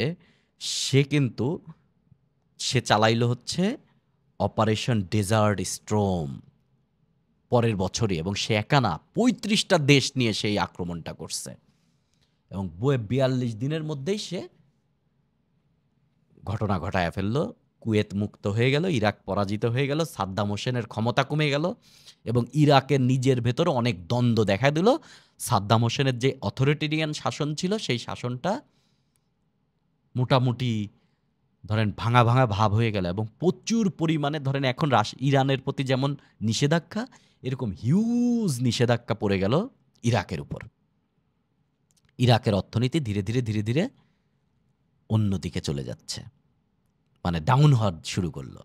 এবং এইখানে আমেরিকা নানান স্বার্থ পাইল। নানান স্বার্থ হচ্ছে সৌদি আরবিয়াকে বোঝাইলো, কুয়েতকে বোঝালো, বিপদে পড়লে আমি আছি।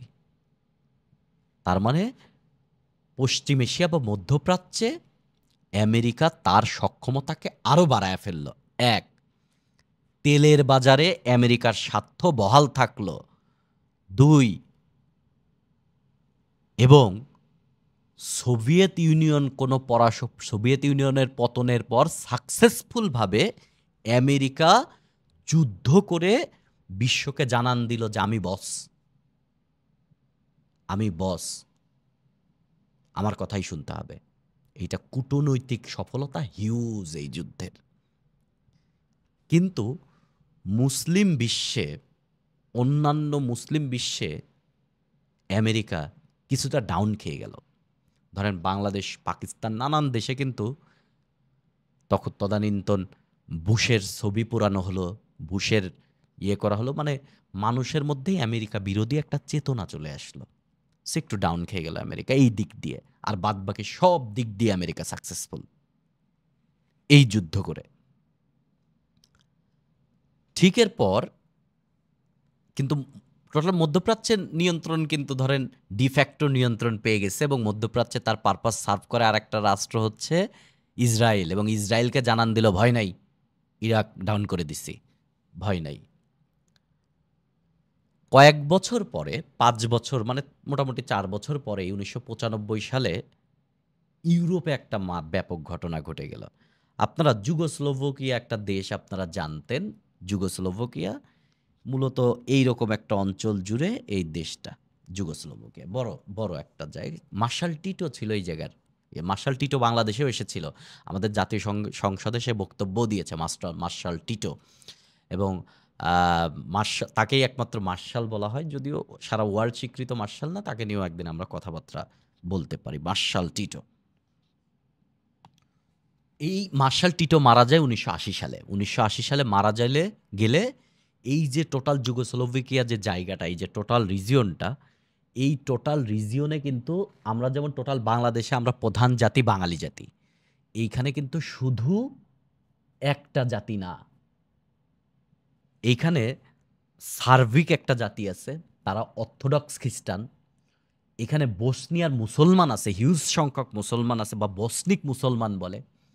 এখানে ক্রোয়েশিয়ান জনগণ আছে, যারা আসলে মূলত অর্থোডক্স না, তারা হচ্ছে আপনার ক্যাথলিক খ্রিস্টান, এবং অন্যান্য আরও নানান জাতি আছে। এবং বিভিন্ন জাতিকে একত্র করে কিন্তু যুগোস্লোভাকিয়া রাষ্ট্রটা ছিল। কিন্তু মার্শাল টিটো মানে এতগুলা জাতিকে একসাথে করে রাখা তো সহজ কাজ না। ও বলবে যে আমার এটা চাই, এটা হ্যান দেন ত্যান দেন, গ্যাঞ্জাম বেঁধে যাবে, পরে রাষ্ট্র ভেঙে যাবে। ১৯৮০ সালের পরে এই অশান্তিটা দেখা দিল, কেননা মার্শাল টিটো মারা গেছে, কেন্দ্রীয় নিয়ন্ত্রক মারা গেছে। এবং ১৯৮২ সালে স্লোভেনিয়া এবং ক্রোয়েশিয়া স্বাধীন হয়ে গেল। ১৯৮২ সালে স্লোভেনিয়া এবং ক্রোয়েশিয়া যখন স্বাধীন হয়ে গেল, এই দুইটা রাষ্ট্র, তখন বসনিয়া অ্যান্ড হার্জেগোভিনা তারা চাইল যে আমরাও স্বাধীন হয়ে যাব। তাদের মধ্যে একটা স্বাধীনতা যুদ্ধর চেতনা চলে আসলো। কিন্তু এই বসনিয়া এবং হার্জেগোভিনা এই অঞ্চলের যে জনগণ, এদের মধ্যে ৪৪% জনগণ হচ্ছে মুসলমান তদানীন্তন আমলে ১৯৯২ সালে, এবং ৩১% মতন জনগণ আছে তারা সার্বিক, এরা হচ্ছে অর্থোডক্স খ্রিস্টান। আর পাশের রাষ্ট্রটা দেখেন সার্বিয়া, তখন কিন্তু তারা একত্রিত একটা দেশ। তখন সার্বিকরা চাইলো আমরা বসনিয়া হব না, আমরা সার্বিয়ার সাথে একত্রে একটা গ্রেটার সার্বিয়া রাষ্ট্র বানাবো, এবং আমরা সার্বিক জাতি, আমরা হব নিয়ন্ত্রক অর্থোডক্স খ্রিস্টান। তাহলে মুসলমান কিন্তু বড় শত্রু হয়ে দাঁড়াইল, সার্বিক শত্রু। এবং এইখানে ব্যাপক একটা গৃহযুদ্ধ চলল, ব্যাপক গৃহযুদ্ধ। এবং ১৯৯২ থেকে ১৯৯৫ ৩ বছরে প্রচুর পরিমাণে বসনিক যে মুসলমান, এদেরকে মেরে ফেলা হয়েছে। এবং কোনো কোনো হিসাবে আসছে ৮,০০০, কোনো কোনো জায়গায় আসছে ৮,০০০-এরও প্রায় ৫ গুণ। এবং পুরুষই মারা হয়েছে শুধু। তার মানে ইউরোপে শুধুমাত্র ইহুদি মারা হয় নাই, ইউরোপে বসনিক মুসলমানদেরও মারা হয়েছে। যখন এই বসনিক মুসলমানদের এইরকম এথনিক ক্লিনজিং চললো, মানে ব্যাপক গণহত্যা চলতেছে, কিন্তু সার্বিকরা এই গণহত্যাটা করতেছে, তখন একটা ব্যাপক উত্তেজনা এখানে বাড়তেছে। ইউরোপে একটা অশান্তি বেঁধে গেল। তখন ১৯৯৫ সাল আমেরিকা এখানে চলে আসলো, এবং আমেরিকা আসলো হচ্ছে তার ন্যাটোর লোকজন নিয়ে, এবং তারা এই অপারেশনের নাম দিল অপারেশন ডেলিভারেট ফোর্স। ন্যাটোর যে লোকজন, ওই যে ন্যাটো তৈরি হয়েছিল ১৯৪৯ সালে গিয়ে ন্যাটো তৈরি হয়েছিল, সেই ন্যাটো নিয়ে তারা এখানে আসছে। এবং ন্যাটো তৈরি হয়েছিল কেন? ন্যাটো তৈরি হয়েছিল সোভিয়েত ইউনিয়নকে ট্যাকেল দেওয়ার জন্য। এখন সোভিয়েত ইউনিয়নের তো ১৯৯১ সালে পতন হয়ে গেছে, সো ন্যাটোর আর প্রয়োজন নাই। সো সবাই ভাবতেছিল ন্যাটো দুর্বল হয়ে যাবে, ন্যাটো ভেঙে যাবে। কিন্তু এই বসনিয়ার যুদ্ধের ফলে ন্যাটো আবার পুনর্জীবিত হলো, এবং বুঝলো আমেরিকা যে ন্যাটো ভেঙে ফেললে চলবে না, ভবিষ্যতেও ন্যাটো লাগবে। সো ন্যাটোর গুরুত্ব আবার রিভাইভড হলো, অপারেশন ডেলিভারেট ফোর্স। এবং এইখানে মারা হচ্ছিল কাদের? এইখানে মারা হচ্ছিল হচ্ছে বসনিক মুসলমানদের। আমেরিকা তার দলবল এনে এদেরকে বাঁচাইল। ফলে আমেরিকার কাজটা কি হইল? ওই যে পশ্চিম এশিয়া বা মধ্যপ্রাচ্যে সে যে ইরাক যুদ্ধে কিছু মানুষ মেরে এসে সে যে মুসলমানদের কাছে তার আস্থা হারিয়ে ফেলেছিল, তার গ্রহণযোগ্যতা হারিয়েছিল, সেই গ্রহণযোগ্যতাটা সে ব্যাক পাইল। ন্যাটো রিভাইভড হলো, এবং ইউরোপের মানুষজন বুঝলো বিপদে পড়লে আমেরিকা আসলেই সাহায্য করবে। সো আমেরিকা আমার বন্ধু। আমেরিকা এতদিন মুখে মুখে বলছে বিপদে পড়লে সাহায্য করবে, কিন্তু এখন এই যে বসনিয়ায় করে দেখালো গণহত্যার বিরুদ্ধে আমেরিকা লড়ল। তার মানে আপনার আমেরিকা আমাদের কাজ করবে, এবং ইউরোপকে স্থিতিশীল করলো। এতগুলা লাভ হইল আমেরিকার এক বসনিয়া যুদ্ধ করে। এবং তখন সার্বিয়া এবং বসনিয়া ভেঙে দুইটা আলাদা আলাদা রাষ্ট্র গঠিত হলো। এবং ইউরোপে এই বিপর্যয়টা বিশাল বড় বিপর্যয়। এখন আলোচনার সারমর্মটা কি? আলোচনার সারমর্ম হচ্ছে অফেন্সিভ রিয়েলিজম অনুযায়ী বিশ্বে যদি আপনাকে টিকে থাকতে হয়, তাহলে আপনার মিলিটারি সক্ষমতা বাড়াতেই থাকতে হবে, এবং শেষ পর্যন্ত বাড়াতেই থাকতে হবে। এবং আপনার আশপাশে আপনার কিছু লোকজন লাগবে, আরও কিছু রাষ্ট্র যেন আপনার সাবঅর্ডিনেট হয়ে কাজ করে। আমেরিকাকে যদি এখন বলেন যে আমার সাবঅর্ডিনেট কেড়ে, জাপান হাত তুলবে, দক্ষিণ কোরিয়া হাত তুলবে, জার্মানি হাত তুলবে, ফ্রান্স হাত তুলবে, যুক্তরাজ্য হাত তুলবে। এই মুহূর্তে যদি চায়না হাত তুলে যে আমার বন্ধু কেড়ে, একজন হাত তুলবে না। এখন বর্তমান সিচুয়েশনের কারণে দুইটা রাষ্ট্র হাত তুলতে পারে, তিনটা হাত তুলতে পারে, বাট স্বার্থ ছাড়া তারা হাত তুলবে না।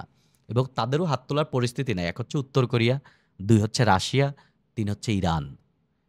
আর কেউ নাই কিন্তু। তার মানে আমেরিকা সোভিয়েত ইউনিয়নের পতনের পর শুধু বসে থাকে নাই, সে তার সক্ষমতা বাড়াইছে, সে তার দলবল বাড়াইছে, অফেন্সিভ রিয়েলিজমকে সে মেইনটেইন করছে। সে কিন্তু এইটা চিন্তাই করে নাই ডিফেন্সিভ রিয়েলিজম অনুযায়ী যে যত বেশি নিরাপত্তা তত বেশি হুমকি। এটা সে চিন্তা করে নাই কিন্তু। সো অফেন্সিভ রিয়েলিজম অনুযায়ী সে তার সক্ষমতা বাড়াচ্ছে। এবং আমরা বসনিয়া যুদ্ধ এবং ইরাক যুদ্ধের মাধ্যমে মানে ২টা উদাহরণ দিয়ে আমরা এই জিনিসটার ব্যাখ্যা করার ট্রাই করলাম। এই নোটটা খুবই সহজ ভাষায় লেখা, মাত্র ৭ পেজের নোট। আপনার কাজ হবে যে এটা আপলোড দেওয়ার সাথে সাথেই আপনি এই নোটটা রিডিং পড়ে ফেলবেন এবং এই নোটটার একটা প্রিন্ট কপি নিয়ে দিবেন আপনি। এগুলো শেয়ার করবেন না আপনারা। বিভিন্ন গ্রুপে নাকি, আমি আসলে অত বেশি খোঁজখবর রাখতে পারি না, বিভিন্ন গ্রুপে নাকি নোট টোট প্রচুর শেয়ার হচ্ছে। আমাকে অনেকেই বলে এবং তারা স্ক্রিনশটও আমাকে পাঠায় যারা আসলে খুব বেশি কনসার্ন এইটা নিয়ে। তারা এগুলো আমাকে জানায়। কিন্তু আমি আসলে আম এত ওভারসি করার, আপনারা আপনাদের জায়গা থেকে খুব বেশি অনেস্ট থাকার, আপনারা ভাই জ্ঞান অর্জন করতেছেন, এইখানে যদি এই সামান্যটুকু কন্ট্রোল করতে না পারেন এটা খুব খারাপ দেখা যায়। তো লেখার টোনটা বোঝার ট্রাই করবেন। এই লেখাটা সম্পূর্ণ না। এইটা, এই লেকচারটা আমি আরেকটু কন্টিনিউ করে আমি এই লেকচার নোটটা আরো বেশি আরো একটু আরো এটাকে আরো একটা রিভাইজ দিয়ে এটাকে আরো একটু বড় করে, কনক্লুশন আসে নাই তো আসলে মেইন বক্তব্য আপনি বুঝতে পারতেছেন না এই জন্য। তো যতটুকু আপনার এইখান আজকের আলোচনা থেকে এটা থেকে বুঝলেন, এইটা আপনি এইটা রিডিং দিয়ে ফেলবেন আর কি। কয়েকজনের সাথে কথা বলি। মুন কথা বলেন তো।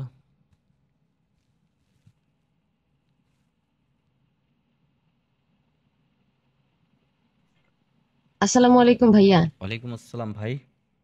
ভালো আছেন ভাইয়া? আলহামদুলিল্লাহ ভাই, বেশ ভালো আছি। ভাইয়া আমি অভিযান ব্যাচের। ওকে। ভাইয়া আমি হচ্ছে রিটেন সম্পর্কে একটু জানতে চাচ্ছিলাম হুম যে বাংলা এবং বাংলাদেশ অ্যাফেয়ার্স আর হচ্ছে ইন্টারন্যাশনাল অ্যাফেয়ার্স এর জন্য হুম। আমি যদি আপনার লেকচারের পাশাপাশি কোনো বই কিনতে চাই তাহলে আপনি কি কোনো বই সাজেস্ট এটা করবেন? এখনই আমি করব না। কোনো কিছুই এখন আপাতত করব না।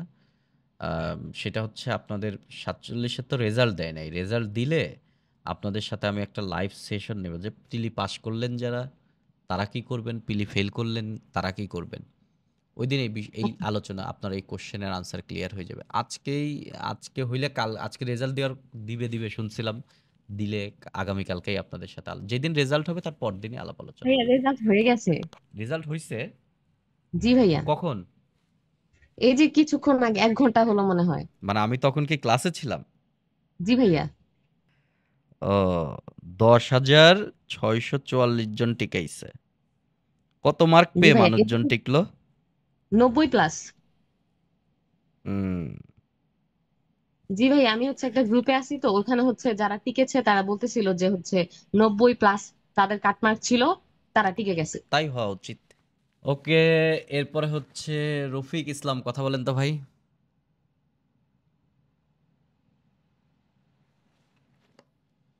ভাই আপনাকে। আসসালামু আলাইকুম। ওয়ালাইকুম আসসালাম ভাই। ভাই ভালো আছেন? আলহামদুলিল্লাহ ভাই, ভালো আছি। ভাই আমার কোশ্চেন হচ্ছে যে ভাই 47-এর কোশ্চেন দেখলাম, মানে গতানুগতিক, মানে কোশ্চেন প্যাটার্ন চেঞ্জ করে অন্য টাইপের কোশ্চেন দিয়েছে। হুম। আমরা সেক্ষেত্রে কিভাবে পড়াশোনা করতে পারি? ধৈর্য ভাই, এটা যা যা আমরা কি গতানুগতিক পড়ালেখা করতেছি ভাই? আপনি শোনেন, হ্যাঁ।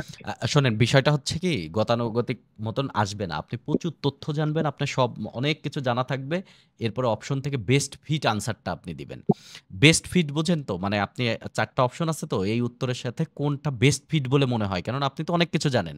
আবার মানে আপনি যে একটা দেখলাম ভিডিও, যে আঙুলে কামড় দিছে, যেই আঙুলে বেশি কামড় লাগছে ওইটা দিয়ে দিছে আরকি। ঐরকম উবু ১০, ২০, ৩০ গোনা না। আপনার রিলেভেন্ট তথ্যের সাথে। এটাকে হচ্ছে বেস্ট চয়েস খুঁজে বের করা বলে।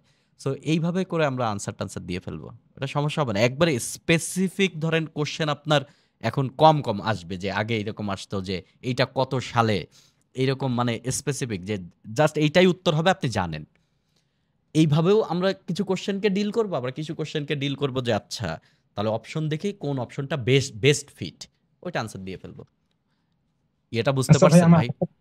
জি ভাইয়া, ভাই আমার আরেকটা কোশ্চেন ছিল। হুম ভাই আপনি বলছিলেন যে আপনার ক্লাস নোট আবার ক্লাসটা করার পর যেমন বাংলা সাহিত্য, তারপর বাংলাদেশ বিষয়াবলী, মানে একটা রিটেন গাইড কিনে গাইডটা একটু হুম হুম পড়া, কিন্তু হুম। এখন গাড়িটা তো ভাই অনেক বড়, মানে একটা প্রশ্ন তো অনেক বড় লেখা থাকে, এত বড় তো লেখা সম্ভব না, না, না, এত করতে বড় হবে লেখা তাহলে। সম্ভব না তো। আপনার ওই টোটাল পড়াটা পড়ে আপনি টোটাল ভাবটা জেনে রাখলেন আরকি। আপনি তো অত বড় হ্যাঁ। লিখতে পারবেন না। কি বলে বোকা ছেলে? আপনি তো টাইমের সাথে খেলবেন। আপনার টাইম ওই প্রশ্নের মার্ক অনুযায়ী যদি ৫ মিনিট টাইম বরাদ্দ থাকে, ৫ মিনিটে যতটুকু পারেন ততটুকু লিখবেন। কেউ ১ পেজ লিখবে, আবার কেউ ৫ মিনিটে হাফ পেজ লিখবে। আবার এমন হতে পারে ১ পেজ লিখে যে যত মার্ক পেল, হাফ পেজ পেরে তার চেয়ে বেশি মার্ক পেয়ে গেল। আপনার লেখার স্পিডের উপর আপনি ডিপেন্ড করবে যে কতটুকু লিখবেন, কতটুকু না লিখবেন। পেজ গুনে নাম্বার হয় না তো ভাই। আহ এই জানা ছিল ভাই, তো ধন্যবাদ ভাই। অনেকেই ওকে। নতুন জয়েন করতেছেন। যারা এই নতুন জয়েন করতেছেন, ধরেন আমরা যে কথা বলতেছি এটা হচ্ছে বিসিএস ওডিসি ব্যাচ, এবং আজকে বোধহয় আমি এই ক্লাস শুরুর ১ ঘন্টা মতন আগে দেখেছি যে এই ব্যাচে টোটাল এনরোলমেন্ট প্রায় ১২৮৬, ১২৭৬। এটা একটা হিউজ নাম্বার। ১২৭৬, এটা আমি কখনো চিন্তাও করি নাই। এত স্টুডেন্ট বা চাকরি প্রার্থী বলেন, তো আস্থা রেখেছে বলতে হচ্ছে তারা ধরেন কিছু শেখার আশায় আসলে এখানে এনরোলমেন্ট করেছে। এটা একটা বিশাল ব্যাপার, এবং আমি খুবই থ্যাঙ্কফুল সবার উপরেই, যারা আমাকে শুনতেছেন, এখন যারা লাইভে শুনতেছেন বা পরবর্তীতে যারা রেকর্ডেড শুনতেছেন। এই জন্য একটা বিষয় ক্লিয়ার হওয়া দরকার যে আপনারা এখান থেকে আসলে অনেক কিছু পেয়ে যাবেন কিনা, বা যা পাবেন তা অনেক কিছু কিনা, এই জিনিসটা আপনার আসলে মানে বুঝতে পারাটা খুবই জরুরি। আমি যতগুলা আ মানে আপনাদের কমেন্ট দেখে, বা আপনারা যারা ভর্তি ফর্ম ফিল আপ করেছেন, আপনাদের প্রোফাইল দেখে আমার কাছে মনে হয়েছে যে যারা যুক্ত হয়েছেন, এই যুক্ত হওয়ার মধ্যে ৩ ক্যাটেগরির মানুষজন আছেন। এই ৩ ক্যাটেগরির, ধরেন এই বিসিএস ওডিসি ব্যাচে ৩ ক্যাটেগরির মানুষ আপনারা যুক্ত হয়েছেন। তার মধ্যে এক ক্যাটেগরি হচ্ছে আপনি অ্যাকচুয়ালি বিসিএসসি ক্র্যাক করতে চান বা সিভিল সার্ভেন্ট হতে চান, এবং এইটার ব্যাপারে আপনি খুবই সিরিয়াস। মানে এইটা আপনার একমাত্র গোল। দ্যাটস ওয়াই আপনি আমার সাথে যুক্ত হয়েছেন। আপনি বিসিএসটাকে ক্র্যাক করতে চান। ২ নাম্বার যারা বিসিএস ক্র্যাক করতে চান, বা বিসিএস যদি কোনো কারণে আপনি ক্র্যাক করতে না পারেন, বা আপনার যে লক্ষ্য আপনি এই লক্ষ্যটা অর্জন করতে না পারেন, তাহলে অন্য যেকোনো সরকারি চাকরি আপনি নিশ্চিত করতে চান। এটা হচ্ছে ২য় ক্যাটেগরি। আর ৩ নাম্বার একটা ক্যাটেগরি আছে, যারা আসলে এই ২ ক্যাটেগরির কোনোটাতেই পড়েন না। তারা আসলে এখান থেকে কিছু জানার জন্য, যে আলাপ আলোচনা শুনবেন, যদি নতুন কিছু জানেন বা কিছু জানতে পারেন আরকি। এই জানার আগ্রহে থেকে এই কোর্সে এনরোল করেছেন। এইরকম সংখ্যাটাও নেহাতই কম না। তো ৩ নাম্বার যে ক্যাটেগরিটা, আ যাদের ভিডিও ক্যামেরা অন আছে অফ করে দেন। ৩ নাম্বার যে ক্যাটেগরিটা, তাদেরকে নিয়ে আগে বলি।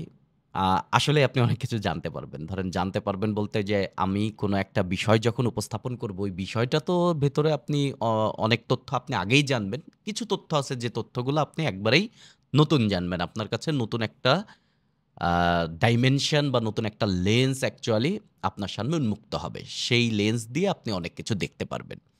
আরো একটা জিনিস জানতে পারবেন। যেহেতু বিসিএস আপনার টার্গেট না, কিন্তু আমরা তো প্রচুর বিসিএস নিয়ে আলাপ আলোচনা করব। সো বিসিএস জিনিসটা কি, এবং বিসিএস প্রিপারেশনটা কেমন হওয়া উচিত, বা যারা বিসিএস প্রিপারেশন নেয় তারা কি পড়ে, কেন পড়ে, ওইটাকে কিভাবে তারা দেখে, কি ফিল করে, এই জিনিস কিন্তু আপনি জানতে পারবেন। এটা কিন্তু আপনার এই সাবজেক্টিভ নলেজের বাইরেও এখানে থাকার কারণে নানান আলোচনার মাধ্যমে এটা আপনি জেনে যাবেন আরকি। এটাও কিন্তু একটা ভালো লেসন আরকি। এবং আপনি ডিফারেন্ট একটা ডাইমেনশন থেকে বিসিএসকে দেখবেন।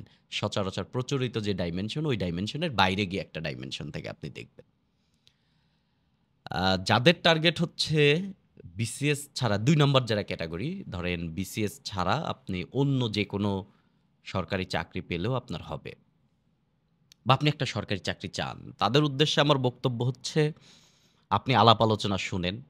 ১, এই আলাপ আলোচনার মধ্যে আমি কি বোঝানোর ট্রাই করি, এইটা বোঝার ট্রাই করেন, এবং ওই যে জিনিসগুলো আপনি বুঝলেন, ওইটা দিয়ে ওইভাবে করে আপনি অন্যান্য যত জিনিস আপনার সামনে আসবে, সেইগুলো আপনি বোঝার বা ভাবার চেষ্টা করবেন।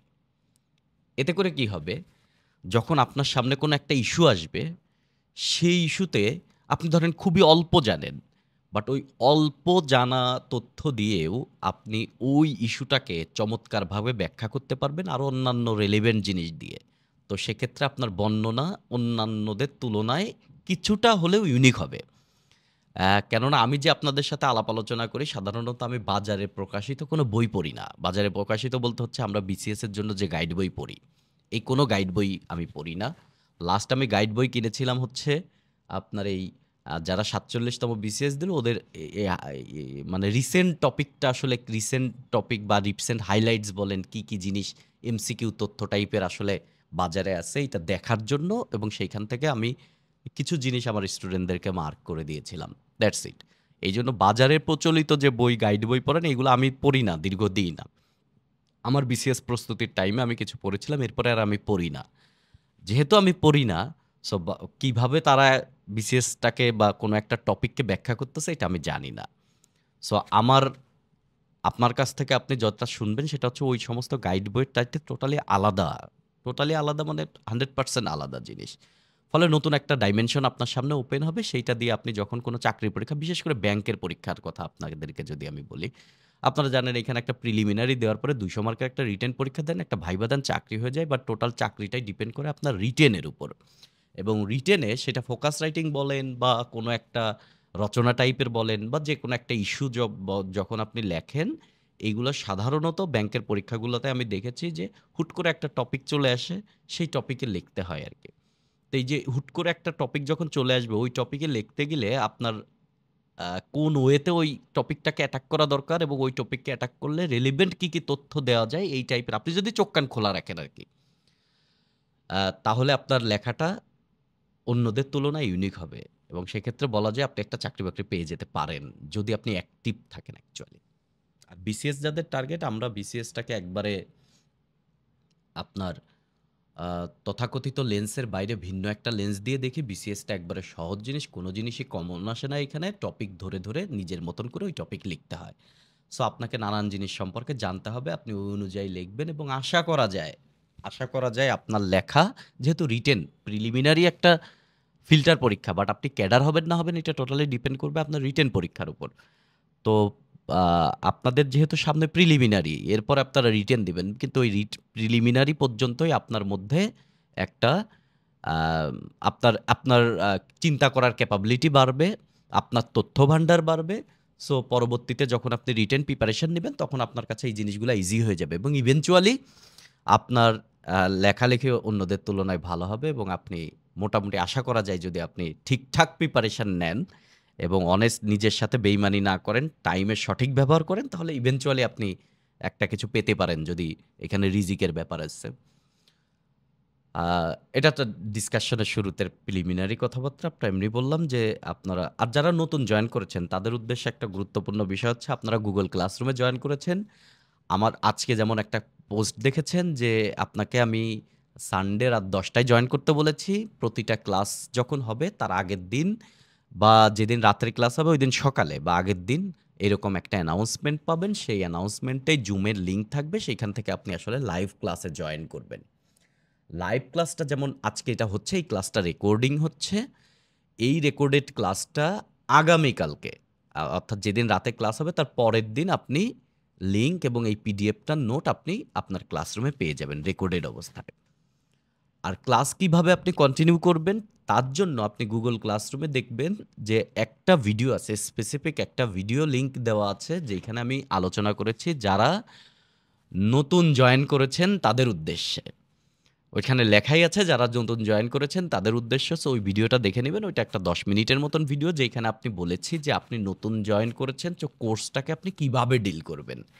এবং আপনি যদি হুট করে এসে দেখেন এতগুলা রেকর্ডেড ক্লাস এবং এইটা কতটুকু জেনেসিস পর্ব, কোথায় মোমেন্টামে গিয়ে কোথায় বাংলা সাহিত্য, ইংরেজি সাহিত্য, বাংলাদেশ বিষয় বলে, আন্তর্জাতিক বিষয় বলে, আবার কিছু এক্সট্রা জিনিসপত্র আছে। এইগুলা যদি আপনি দেখেন আপনার মাথা হ্যাং হয়ে যাবে। কোনটার পরে কোনটা দেখবেন আপনি উলটপালট হয়ে যাবে। সো দ্যাটস ওয়াই ওই ভিডিওটা দেখাটা খুবই ইম্পর্টেন্ট। আর আমরা যদি সিলেবাস ধরে কোর্সের কথা চিন্তা করি খুব একটা বেশি দূর আগায় নাই। আপনি আপনার কাজ হচ্ছে এইগুলা শুধু এগুলো হচ্ছে ব্যাকগ্রাউন্ডের পড়ালেখা।